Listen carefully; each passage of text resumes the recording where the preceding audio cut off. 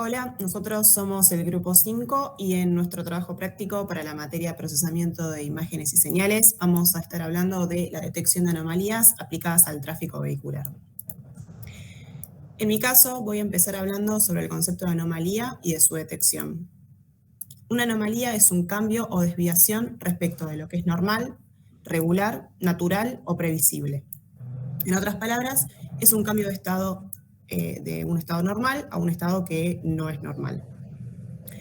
Un ejemplo posible serían las anomalías en la red, que son aquellas situaciones en las que el tráfico de una red difiere notablemente de su perfil habitual, teniendo en cuenta que el tráfico ya de por sí presenta una serie de variaciones producidas por la diversidad de usuarios, de servicios, de aplicaciones, así como también de ciclos temporales, diarios y semanales.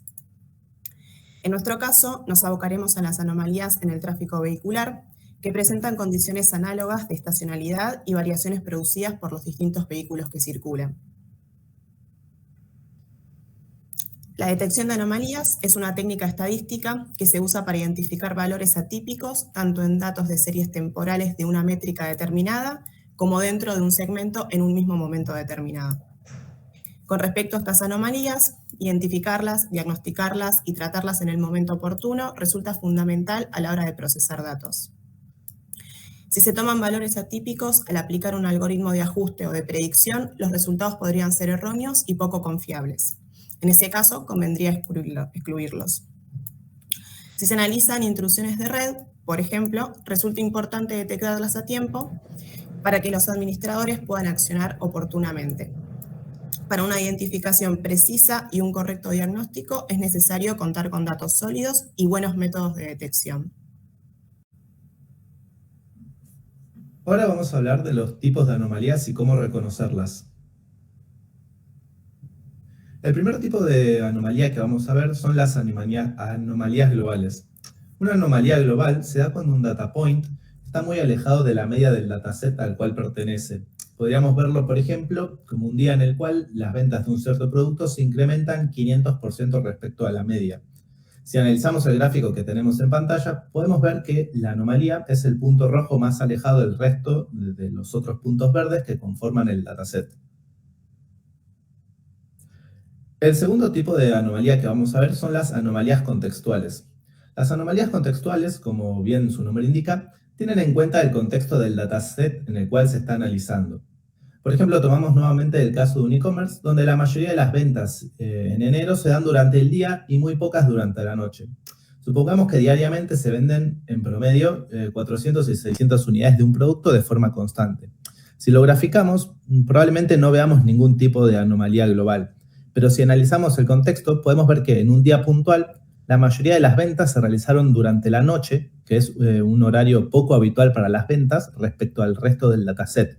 Esto, teniendo en cuenta el contexto, nos alerta que estamos frente a una anomalía contextual. El tercer tipo de anomalía que vamos a ver son las anomalías colectivas. Las anomalías colectivas son las más difíciles de detectar. Este tipo de anomalía se da cuando todo un subset de datos se desvía significativamente del set de datos completo. Pero si analizamos puntualmente el subset, no encontramos ningún tipo de anomalía ni global ni contextual. Un ejemplo para poder entender esto es el ejemplo que tenemos en pantalla, que es el caso de la publicidad de un e-commerce. Si analizamos las vistas de una publicidad, podemos ver que aumentaron, pero no de forma significativa como para poder catalogarla como una anomalía global ni contextual. Pero si analizamos el set de datos de los clics de las publicidades, podemos ver que el aumento de las vistas no es compatible con el nivel de clics que tenemos, inclusive vemos que cayó. Analizando ambos datasets, nos podemos ver que estamos frente a una anomalía colectiva o una collective outlier.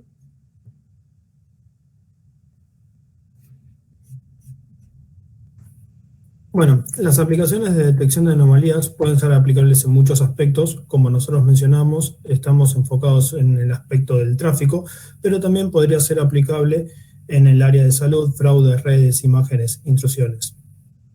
Yendo específicamente a un ejemplo aplicado en el área de salud, esta herramienta nos podría permitir detectar comportamientos, por ejemplo con el COVID-19, de forma significativa, diferenciando el COVID-19 de las distintas cepas que existen, diferenciando su comportamiento.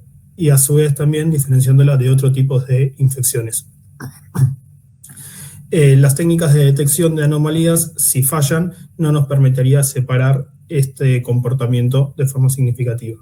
Como conclusión para esta aplicación, si somos capaces de realizar una detección temprana, entonces tenemos el tiempo prudencial para realizar una estrategia para combatir la infección, para tener un tratamiento sobre la infección y mismo evitar escenarios como el de una pandemia.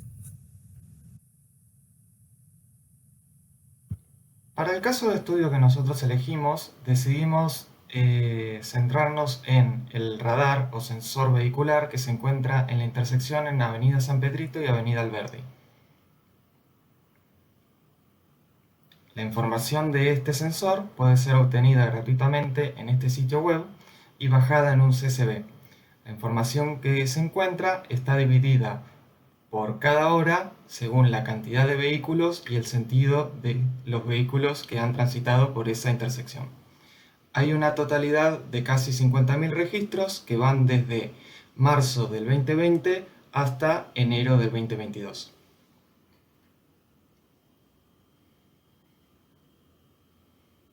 Aquí podemos observar cómo a través de código podemos obtener ese dataset y mostrarlo para luego poder graficarlo y analizarlo. En este gráfico podemos observar cómo hemos ploteado todos los gráficos del radar y una media de 48 y una media de 336.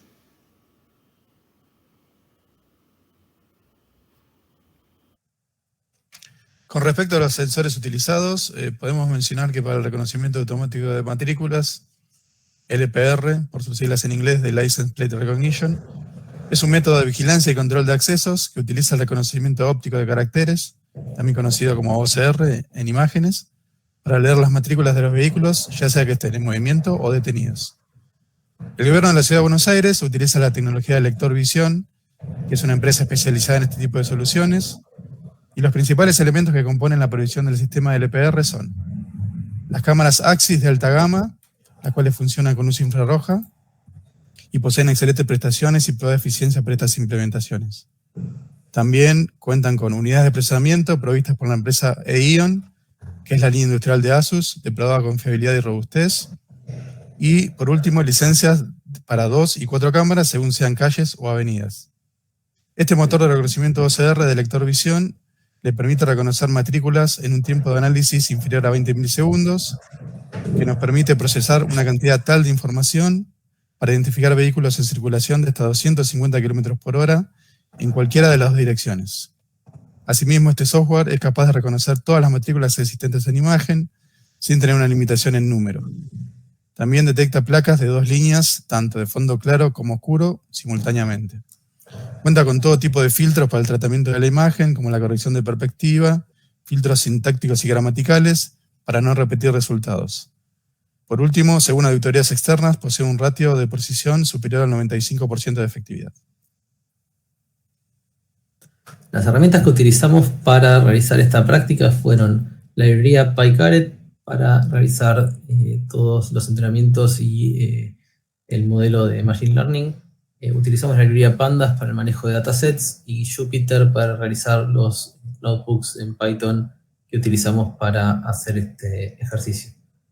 El algoritmo utilizado fue el de bosques de aislamiento o Isolation Forest. Una noción intuitiva del método la podemos plantear con un ejemplo, que sería, en este caso, analizando la altura de las personas en un grupo de determinados individuos. En este caso serían 10 individuos. Si graficamos estas personas podemos ver fácilmente que hay claros outliers o anomalías, pero ¿cómo funcionaría en este caso el algoritmo de Isolation Forest o cómo construiríamos un bosque de aislamiento, en este caso un primer árbol de aislamiento? La idea es realizar a partir de una muestra cortes aleatorios dentro de esa muestra, de manera que en cada corte se produzca una separación entre los individuos o los elementos de esta muestra. En este caso, si hacemos un primer corte a la altura, por ejemplo, de 1,78 m, se observa que los primeros 7 individuos tienen una altura menor a 1,78 m y los últimos 3 individuos tienen una altura mayor a 1,78 m. Si hacemos un segundo corte a 1,95 m, ya vemos que hay un individuo con una altura muy alta que ya es aislado con solo 2 cortes. Si continuamos haciendo cortes aleatorios sobre esta muestra, vamos a llegar al punto en el que cada uno de los puntos se encuentre en una hoja del árbol, y ahí el árbol se encontraría completo. Los datos normales quedarían en las ramas largas, es decir, en la parte más profunda del árbol, mientras que los datos anómalos estarían en las ramas cortas, es decir, más arriba en la altura del árbol. ¿Cómo funcionaría el método de bosques de aislamiento entonces? Se realizan múltiples árboles de corte aleatorios donde cada uno tiene un muestreo diferente, es decir, se toman distintas muestras para realizar cada árbol. También se muestran las diferentes características, o sea, se muestrean distintas características que hay para cada construcción de cada árbol. En este caso nosotros solamente teníamos una característica por individuo, de cuál es la altura, pero como vamos a ver en nuestro dataset tenemos más de una característica. Eso quiere decir que los árboles se muestrean utilizando diferentes características. Y también por cada nueva instancia que se evalúa en todos los árboles para ver si se trata de un dato anómalo o normal, promediando la altura a la que se encontraba en cada árbol. Entonces, según la altura promedio, se determina si ese dato es anómalo o si es un dato normal. Bueno, lo primero que tuvimos que hacer fue enriquecer el dataset con algunos features para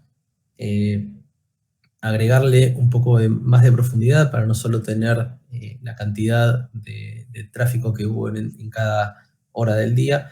Identificamos si se trata de un día, qué día es, también la semana del año, y si se trata de un día de la semana o un día de fin de semana, dado que sería esperable que los fines de semana haya un tráfico distinto que los días hábiles. Luego procedemos a entrenar el modelo. Esto lo hicimos con la librería PyCaret. Utilizamos, como mencionamos antes, el algoritmo de iForest o de Isolation Forest, y existe un parámetro ahí que se llama fraction, que lo que indica es la cantidad de anomalías que uno esperaría obtener a partir de aplicar este algoritmo sobre este dataset. Al aplicarlo obtenemos el resultado y vemos que se agregaron dos nuevas columnas al dataset, una que es un indicador si se trata o no de una anomalía, y el segundo valor que se agrega es un anomaly score, que indica qué tan probable es que sea, o qué tanta certeza se tiene de que ese punto sea o no sea una anomalía. Luego procedemos a graficar los resultados y nos quedamos con aquellos resultados que tienen un anomaly score mayor a 0,02, que fueron los más altos que observamos en esta experiencia, para luego graficarlos y ver solamente los datos en los cuales teníamos mayor certeza de que se trataba de anomalías. Y vemos que en el set de datos que utilizamos se observaron anomalías en dos puntos bastante notorios. El primero es una caída muy importante del tráfico el 1 de enero, lo cual tiene mucho sentido porque obviamente casi que no hay tráfico vehicular en las horas cercanas a medianoche de Año Nuevo. Y también vemos que alrededor del 3 y del 4 de enero, que sería el principio del primer día hábil del año y en las últimas horas del último día no hábil del año, tampoco, o sea, no hábil me refiero al fin de semana de Año Nuevo, como que todo ese extenso feriado se ve que afectó la cantidad de flujo, y una gran cantidad de las anomalías detectadas se encuentran en ese pico hacia abajo de tráfico vehicular entre el 3 y el 4 de enero de 2021. Y también vemos que alrededor del 8 de enero hubo un pico elevado de tráfico. No sabemos exactamente por qué podría haberse producido, pero sería interesante analizarlo más en profundidad. Y con eso concluye nuestra presentación. Muchísimas gracias por el tiempo.